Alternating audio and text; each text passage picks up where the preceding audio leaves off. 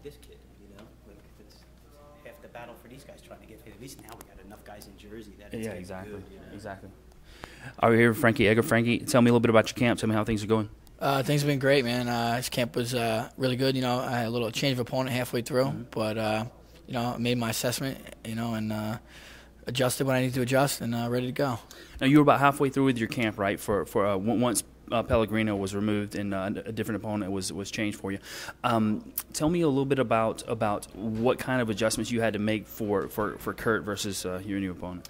Yeah, it really wasn't too big of a deal because Kurt has a really strong wrestling background, and Veach does as well. So in that aspect, it wasn't. I think Kurt's boxing is a little bit cleaner than Matt Veach's, and his jiu-jitsu is better, whereas Matt Veach is maybe stronger and a better wrestler. Mm-hmm. So, but for the whole picture, it's not too big of a change for me. Okay. Tell me about after your last fight, with that win, what were you looking on the horizon for what was next? Were you giving any hints? Were you thinking that, well, let's rephrase the question. Where do you think that last victory should have led you on the ladder of the 155-pound division? Yeah, I don't know, man. I was hoping to get maybe a little bit of a bigger name. Mm-hmm. Just to push me up the rankings. But, a lot of guys were tied up. It's hard for the UFC to get the fights they want to get to sometimes. So, when Kurt was coming off 3 wins, that would have been a pretty good fight for, push me up there. It was unfortunate he had to get hurt, and, I'm fighting Veach now. So. Yeah. Now, tell me, in your mind, does it even come into mind, or in your mind, where do you fit in the 155-pound division right now?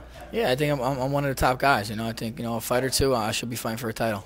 You see a guy like yourself and with Gray Maynard, guys who have a serious wrestling background, turning into guys with hands. Tell me a little bit about that progression for you.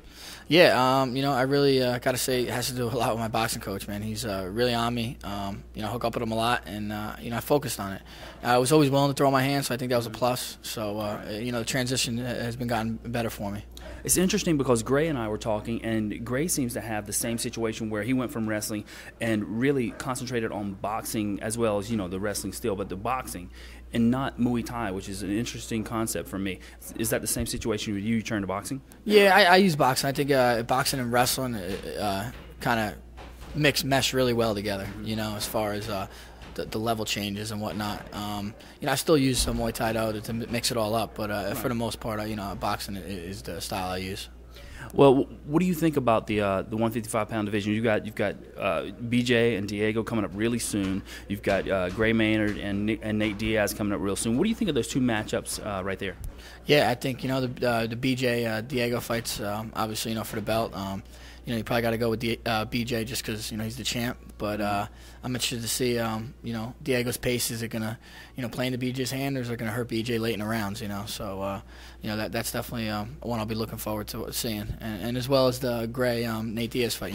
Diaz submitted him on the show.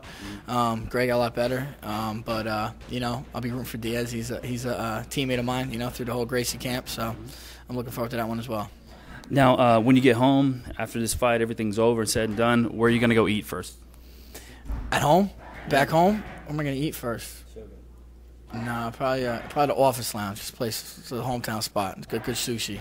So that's where I'll eat, yeah. It's a big sushi. You're not going for like the traditional Italian food there. No, my mom makes better Italian food than the places that are by me. So, All right, well, wish you luck tomorrow, man. All right, thanks a lot. I'm going to like that one. Good brownie points.